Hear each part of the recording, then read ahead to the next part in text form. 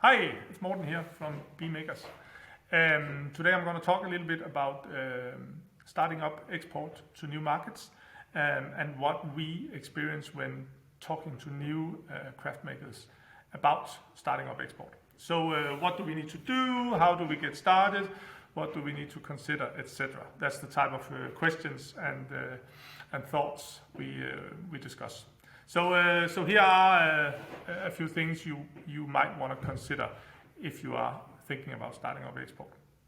So the first thing is, am I really ready to start exporting to new markets? We always recommend that you need to have your home market under control, or at least consider whether it's better for you to work more with your home market before you start focusing on exports. And that's obviously because everything is almost more difficult when you want to sell into a new market. So unless you have already solved your challenges at home, you can expect to just have more challenges when entering a new market. So that's the first thing. I'm really ready to it because it will cost money, it will take time.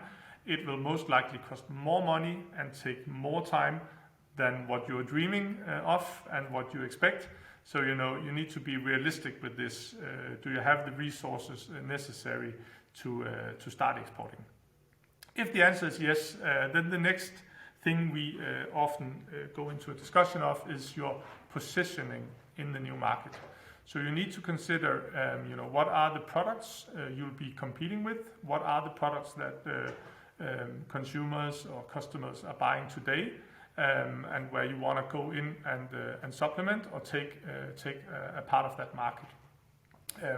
And we often try to define a product that is comparable to the product we are going in with, and then we can position around that product. So if there's a very strong brand in the market in a certain category, then we can come in and be the slightly cheaper alternative. We can come in with a more premium version of this product, or we can come in as an alternative, basically pricing on par with the product. So it's important to understand what are the mechanics in the markets and what are the products that the customers are buying today. If you're coming in with a completely new product that is not really in the market today, then it still makes a lot of sense to say, okay, but what are the customers buying today? Because you are, in the end, you're competing about the customer's budget, right? You're competing for shelf space in the channels. So it's still important to see, what is it that I want to be an alternative to. So getting the position right can really save you a lot of hassle and problems down the road. So the third thing then, closely related and as a part of positioning, is obviously the pricing. So we can come in and be a cheaper alternative, as I said before. We can come in as a premium alternative to what's already in the market, or you can come in and go head to head with some of the existing brands. But it's important to not price yourself out of the market to start with. And what we often see is that many of the craft brands we work with, they have relatively high production costs, but it's still important to look at the market first and say, what type of price can you actually justify in the market.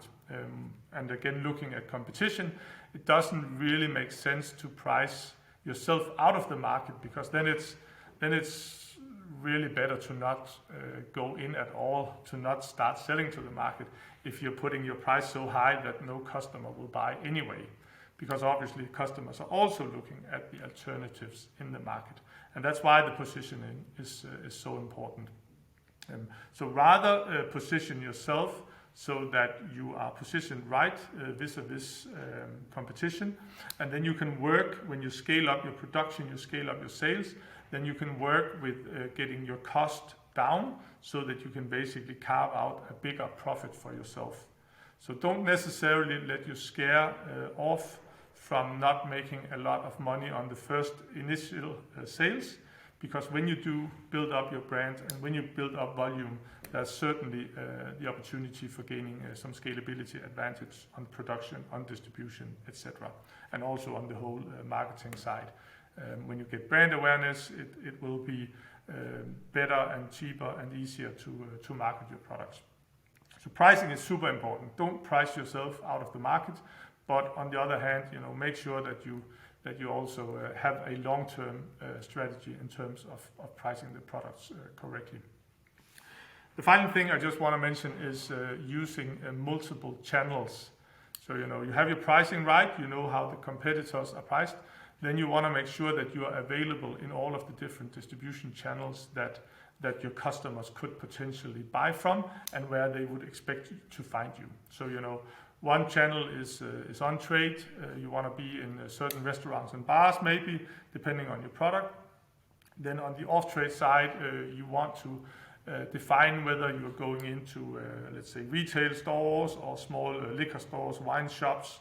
In Denmark, for example, we have hundreds of small wine shops that are perfect for positioning your product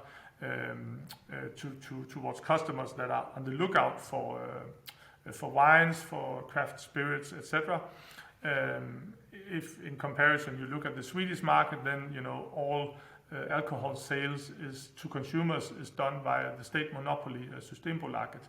So that's a completely different market and a completely different set of channels.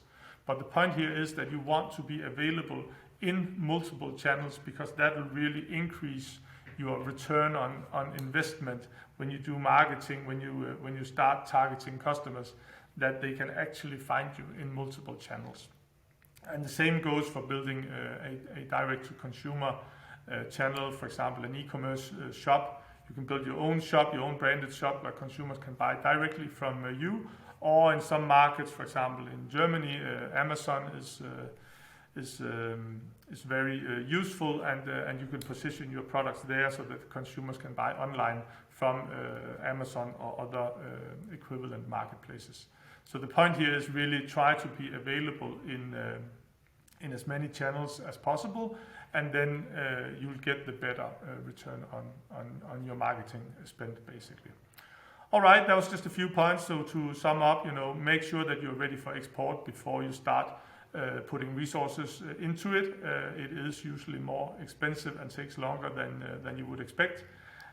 2, make sure that you have your positioning lined up vis-a-vis competition, and so that the customers can basically see you as an alternative to something that they are already tasting or as a new product that they can sort of relate to. Thirdly, pricing.